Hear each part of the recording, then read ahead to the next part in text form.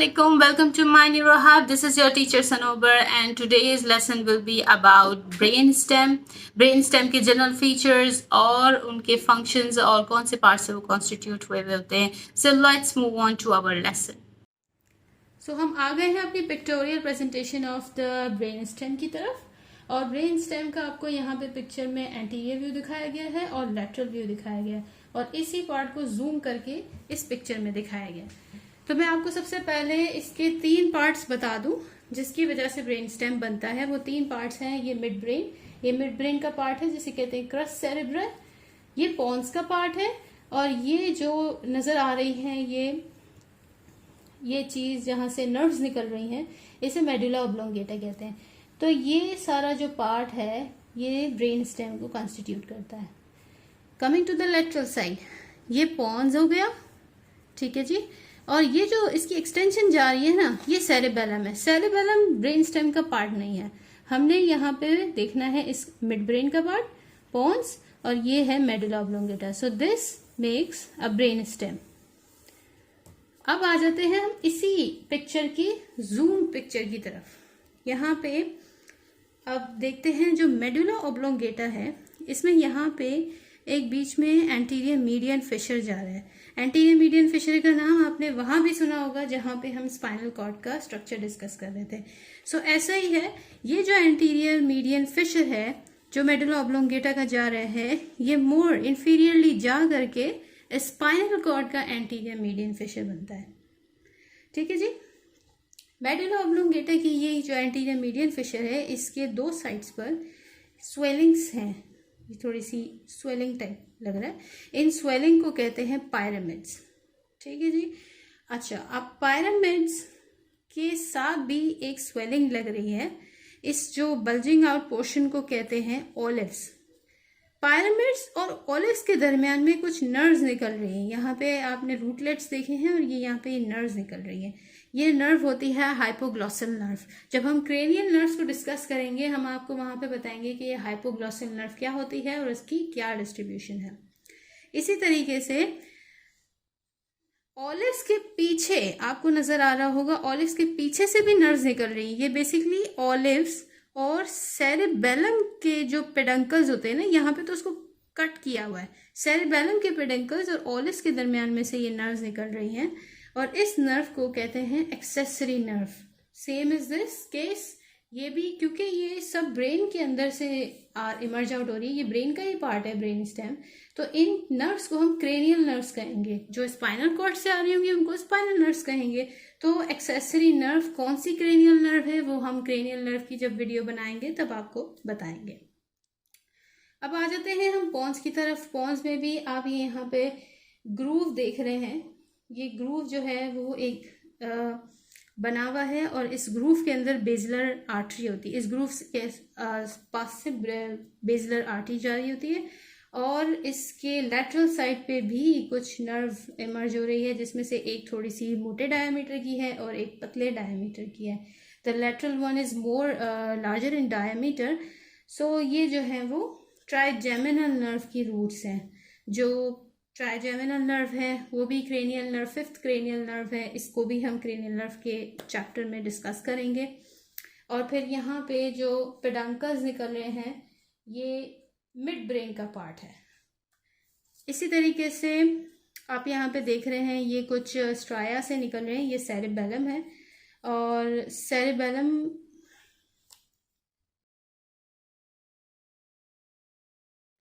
Cerebellum को हम एक अलग से वीडियो में डिस्कस करेंगे because we are just now discussing brain stem.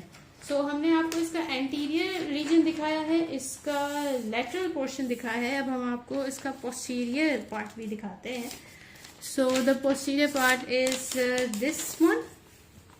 ये इसका पोस्टीरियर सरफेस है. ठीक है जी. और इस पोस्टीरियर सरफेस में ऊपर वाला पार्ट है, यहाँ पे मार्किंग्स दी हुई है. This is the mid brain. Mid brain के पार्ट में ही आपको यहाँ पे ट्रोक्लियर नर्व इमर्ज होती हुई नजर आएगी. ठीक है. फिर इसके बाद जो है वो पॉन्स आ रहा है और पॉन्स के अंदर सेरेबेलम के पेडंकल्स हैं. क्योंकि ये पार्ट को मैंने आपको लास्ट वीडियो में बताया था कि हम जब एक कट करेंगे सेरेबेलम को भी, और तो हमको नज़र आएगा ये पोस्टीरियर वाला पार्ट ब्रेन स्टेम का। तो यहाँ पे ऑब्वियसली सेरेबेलम कट हुआ हुआ है और उसका मिडल सेरेबेलर पेडंकल जो है वो कट हुआ हुआ है, इंफीरियर सेरेबेलम पेडंकल भी कट हुआ हुआ है, ताकि हमें पॉन्स का ये वाला पार्ट नजर आए। जिस तरह से एंटीरियर मीडियन फिशर होता है मेडुला ऑब्लोंगेटा के अंदर, इसी तरीके से पॉन्स की भी जो पोस्टीरियर साइड होती है इसके अंदर एक मीडियन सल्कस जा रहा होता है। ये सल्कस है, इसे फिशर का नाम नहीं दिया हुआ, इसे सल्कस का नाम दिया हुआ है। और सल्कस जब रन कर रहा होता है तो इसके इंफीरियरली जाके यहाँ पे ये थोड़ा सा बल्ज आउट हो जाता है। ये जो मोटी मोटी सी स्वेलिंग टाइप नजर आ रही होंगी, इसे कहते हैं फेशियल कॉलिक्यूलस। ब्रेन स्टेम सिर्फ इतनी ही नहीं है कि मैं उसका एंटीरियर, लेटरल और पोस्टीरियर रीजन आपको बता दूं, मैं सिर्फ आपको एक ओवरव्यू दे रही हूँ। फिर ब्रेन स्टेम के अंदर हम मेड्यूला ऑब्लोंगेटा, पॉन्स और मिड ब्रेन को अलग अलग से वीडियो में पढ़ेंगे, क्योंकि इट्स वेरी डीप। और फिर ये जो पार्ट है ये मिड ब्रेन का पार्ट है, और यहाँ पे कुछ फाइबर्स क्रॉस हुए हुए जो नज़र आ रहे हैं, इनको कहते हैं decussation of pyramids. Decussation of pyramids क्योंकि ये पायरामिड के रीजन में होते हैं। So this part is very very very important. क्यों डेक्यूसेशन ऑफ पायरामिड है? रिमेंबर, इसके ही एंटीरियर पार्ट में यहाँ पे पायरामिड्स मौजूद हैं, और यहीं से पोस्टीरियरली हम देखेंगे तो हमको डेक्यूसेशन ऑफ पायरामिड्स वाला पार्ट नजर आएगा। तो अब हम आ गए हैं फंक्शंस ऑफ ब्रेन स्टेम की तरफ। ब्रेन स्टेम को सिर्फ डिस्कस करना ही काफ़ी नहीं है, ऑब्वियसली इसके फंक्शंस भी पढ़ने पड़ेंगे, और वो हम फंक्शंस तब जान पाएंगे जब हमें ब्रेन स्टेम के स्ट्रक्चर के बारे में पता होगा। तो अभी हमने ब्रीफली स्ट्रक्चर किया है, बट हम मेडुला ऑब्लोंगेटा, मिड ब्रेन और पॉन्स को सेपरेटली इंटरनल स्ट्रक्चर के बेसिस पे डिस्कस करेंगे। The functions of the brain stems are, it serves as a conduit for ascending and descending tracts connecting the spinal cord to higher centers of the brain, which is very simple point है। Spinal cord के अंदर बहुत सारे ascending और descending tracks होते हैं, और spinal cord का आपको लेवल पता है ब्रेन से नीचे होता है। तो स्पाइनल कॉर्ड और ब्रेन को कनेक्ट कर रहा है brain stem via ascending and descending tracks. इस पॉइंट का मतलब ये। दूसरा पॉइंट है यहाँ पे कि इसके अंदर इंपॉर्टेंट रिफ्लेक्स सेंटर्स होते हैं। ये रिफ्लेक्स सेंटर्स बेसिकली यहाँ पे फौरन से माइंड में आना चाहिए कि These reflex centers are associated with medulla oblongata, and medulla oblongata is a part of brainstem. So यहाँ से कंट्रोल होती है respiration, cardiovascular system और consciousness. So this part medulla oblongata is very very important. तो और third हमारे पास जो point है वो it has the important nuclei of cranial nerve 3 through cranial nerve 12. cranial nerve को हम एक सेपरेटली डिस्कस करेंगे। cranial nerve 3 जो है वो उसके भी न्यूक्लियाइज मौजूद होते हैं, और क्रेनियल नर्व 12 के भी न्यूक्लियाइज मौजूद होते हैं। और इसके अलावा एडिशनली आप पॉइंट्स ऐड कर सकते हैं, क्योंकि अभी अभी हमने स्ट्रक्चर पढ़ा है, तो हम ऐड कर सकते हैं कि it serve as a site for emergence of hypoglossal nerve, accessory nerve और ट्राइजेमिनल नर्व जो कि पॉन्स से निकल रही है। It both has the roots of motor roots and sensory roots of trigeminal nerve. So इस तरह की कुछ additional points भी आप बना सकते हैं। थोड़ा सा अपने पैराग्राफ को more comprehensive करने के लिए आपको structure पता होगा तो आप functions को easily extract out कर पाएंगे। Our next video will be about detailed internal structure of medulla oblongata, pons and midbrain individually in the consecutive videos. So this ends our video for today, which was about the brainstem, or obviously this was very brief, this was very general, the functions were very general.